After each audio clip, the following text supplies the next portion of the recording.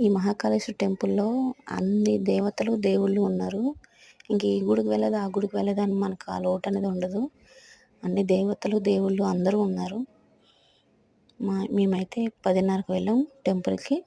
12:30కి బయటకొచ్చాం. అసలెంత ప్రశాంతంగా ఉందంటే టెంపుల్‌లో మాకైతే రావాలనిపించలేదు. కానీ తప్పదు కదా! వెళ్ళిన తర్వాత తిరిగి రావాలి కదా! ఈ టెంపుల్‌కి రావడం అయితే ఒక మిరాకిల్ అని చెప్పుకోవాలి. నేనెప్పుడో యూట్యూబ్‌లో చూసి వెళ్ళాలి అని అనుకున్నాం. కానీ ఈ రాజమండ్రిలోనే ఈ టెంపుల్ ఉందని నాకైతే తెలీదు. మా సిస్టర్ వాళ్ళ ఫంక్షన్ కోసమని వచ్చాము. అలా ఈ టెంపుల్ కోసం తెలిసి వెళ్ళాం. అసలు చాలా హ్యాపీ అనిపించింది.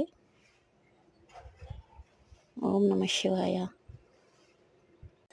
ఇంకో విషయం ఏంటంటే ఫేమస్ అయిన ఏ టెంపుల్ అయినా సరే ఫోటోస్ అవి తీసుకోవద్దంటారు. కానీ ఈ టెంపుల్ అయితే ఏమనలేదు. తీసుకోమన్నారు.